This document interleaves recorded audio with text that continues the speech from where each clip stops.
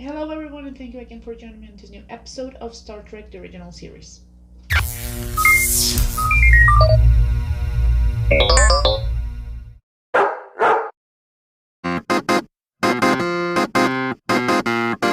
Hello everyone and thank you again for joining me on my channel. Today's episode is A Taste of Armageddon, which is Season 1, Episode 23. Again, I have no idea what this episode is about. I'm just gonna have to watch it and enjoy it as it is. Today is Flash with me, look at him. And probably Robin will come here and join us when she gets bored. In the meantime, I have chai tea as my snack. So, let's get this done. Nothing yet, Ambassador. We're awaiting a reply. An ambassador? Wow. You will disregard that signal, Captain. Mr. Clark, by disregarding Code 710, you might well involve us in an interplanetary war. I'm quite prepared to take that risk. You? But they? I now exercise it. You will proceed on course. That's a direct order. I can't risk beaming you down there until I know what kind of reception you're going to receive. Your safety is my responsibility. Those are my orders, sir. Oh, when it comes to his security, now he actually does this. Yes, sir. The ship is yours. Take care of her until I come back. Aye, aye, sir. And, have a bonny trip. We'll do our best. Let's go. Oh, Scott is in charge of the ship with the ambassador there? I mean, the first person, when they said that everything has to be kept diplomatic, the first person I thought of was actually Scotty. I mean, yeah, he's the best. He's top choice. You're to be treated correctly, nothing more. This is basically the inside of the ship. I mean, it seems the same type of hole, right? So I remember I saw the same in Tomorrow is Yesterday when they go down to the military base and then they try to get the film. I saw that they were pretty much the same holes, so I'm wondering if they had like another spare hole that they could dress it up whatever way, whatever way they wanted, and then just undress it and then use it again. Maybe.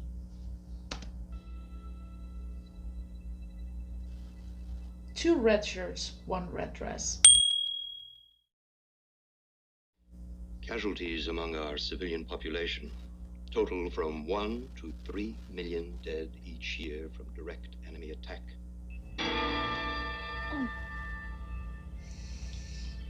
I like the light trick. Hit, right here in the city. Take it so normal. You hear? 500,000 people have just been killed. Computers, Captain. They fight their war with computers. Oh, so they're destroying their internet? that will be dangerous. Attack by Vendikar was theoretical. Oh no, quite real. Civilization lives. The people die. Our culture goes on. What? You people just walk into a disintegration machine when they're told to. What?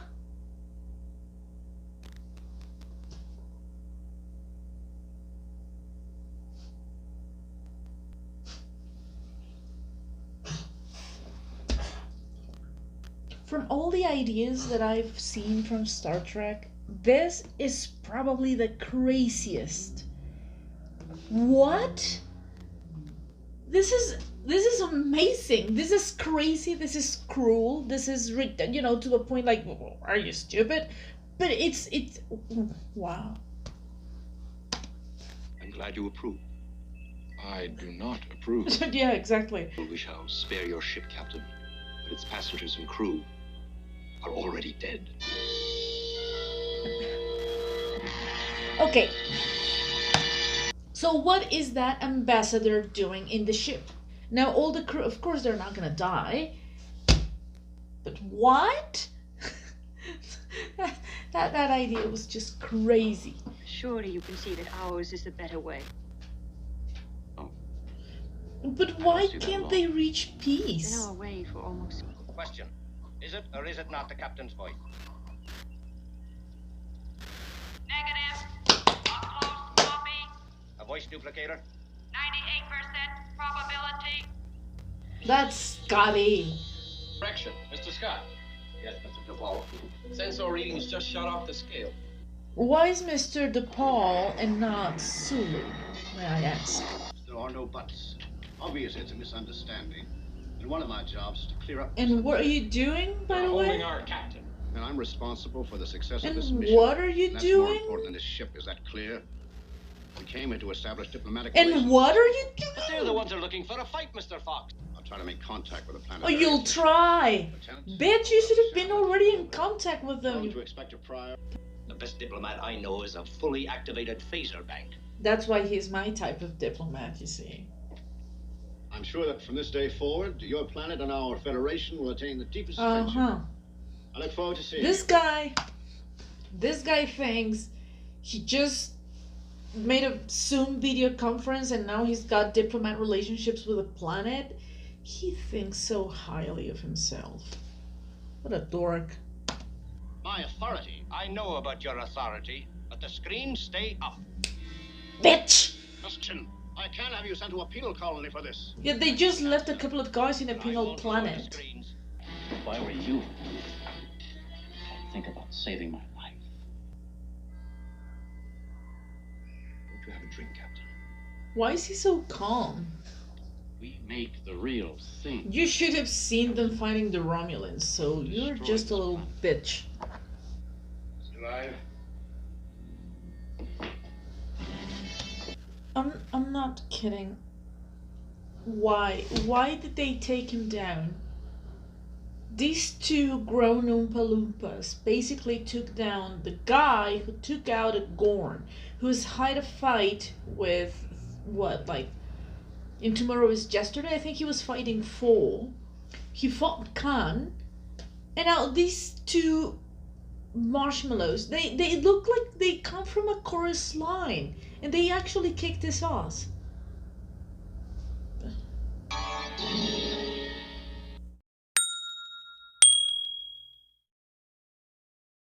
Why? How long has this episode been going for? There are only 16 minutes left in this episode, and out of nothing, this, what is like a Smithers guy appears with the ambassador. Who is he?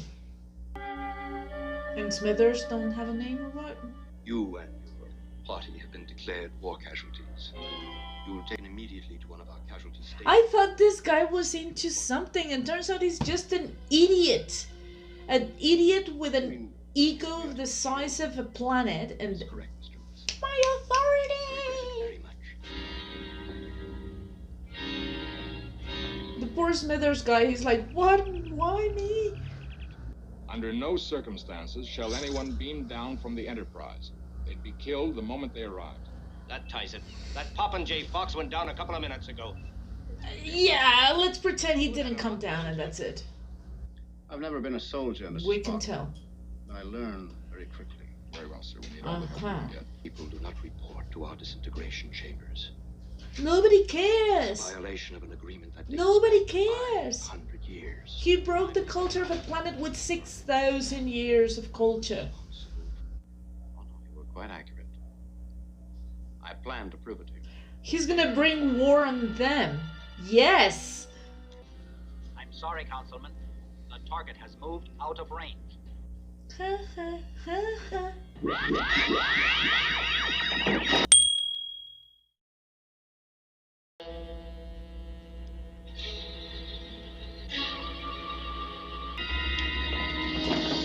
Wait, now he just pushed 3 and he knocked them out? Destruction, disease, horror. That's what war is all about. That's what makes it a thing Exactly. to be avoided. Oh, yeah. You've made it neat and painless. There can be no peace. Don't you see? Okay, so this is, well, this was actually quite an interesting episode.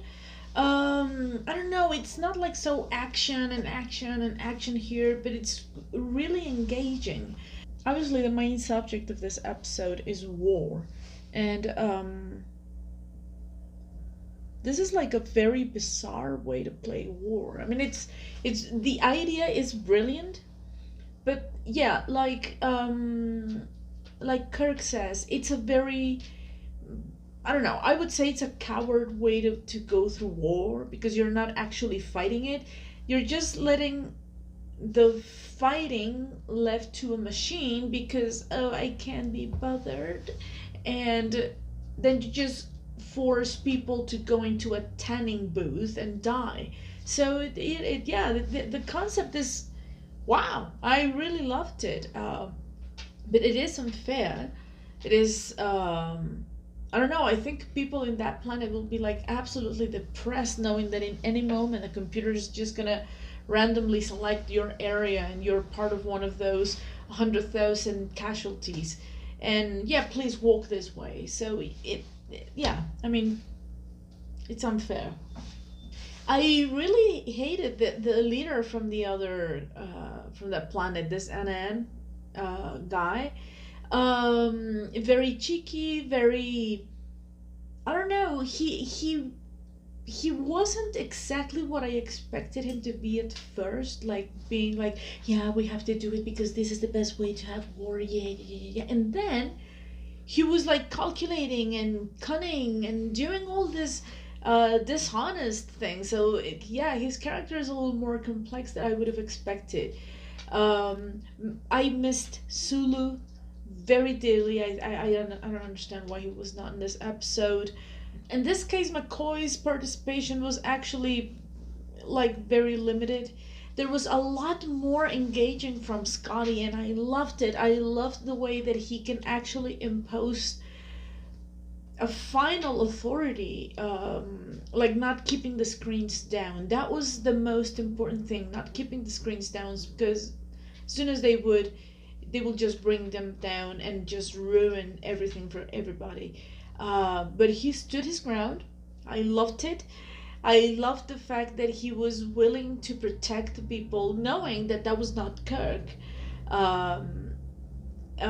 Even if that would mean, you know, like a disciplinary measure against him or something. But I loved it. I loved the way that he actually stood up for that, and I, you know, this episode also shows a lot about how the crew work together very nicely, how they can understand each other. I don't know, it feels like a more integrated team now. And we feel this chemistry. I was expecting this May character to have a little more involvement in the story, as a means to actually helping the crew, but she really didn't help at all. She was just kept captive. But I don't remember her actually doing something for her own benefit, to even, you know, as an instinct of survival. And this is probably one of the things that this type of war would actually destroy immediately, your instinct of survival, because you just have to do it. Because if you don't, then you make 500 million people die in one evening. So yeah, there's no self-preservation instinct whatsoever for these people. And I think in the end, what Kirk was trying to establish there was to admit that they are being cowards, because they cannot be bothered with the real horrors of war, which are horrible. Uh, but they will interrupt life. They would make people, you know, go through the tragedy of actually dying, and at the same time they are too afraid, and they are being cowards in accepting who they really are. Yes, they are killers, but they submit themselves to this idea instead of actually standing their ground to their own selves and say, yes, like Kirk said, like, yes, I'm a killer, but not today. So it is a very coward way to see things. Like, I cannot end it because I'm an addict, right? So it's a very coward way to do it. And he had to stop it, you know. So yeah, I hate these kinds of characters that they show. Like, there was this character in the Galileo 7, this Commodore, I think it was, that he was super bossy and like, because my authority this, my authority that. Now, I really hate this, that they have to impose their authority in movies and in real life. I just can't effing stand it. I don't know. like whatever authority or whatnot. If it's a life or death situation, your authority pretty much goes out the window at some points, you know. But then, okay, the guy, this Fox guy, made himself useful and, you know, helped with the negotiations. And this other guy, his assistant, the Smithers looking guy, poor guy, he didn't even get a line. He didn't say, and he didn't utter a word. Poor guy. And I hope that was not the highlight of his career, because he didn't say anything at all. Anyway, I really enjoyed this episode. It was completely different. The ideas were great.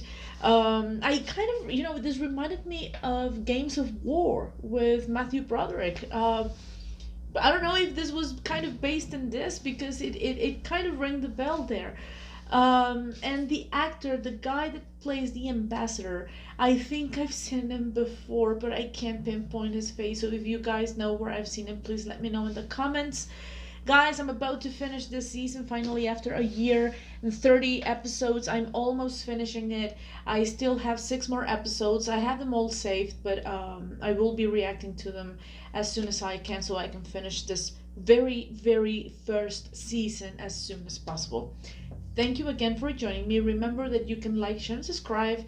You can follow me on Instagram, and you can become a Patreon. For all of that, you will see the links in the description box below. Thank you again for joining me, and I'll see you in the next episode. God bless, and goodbye.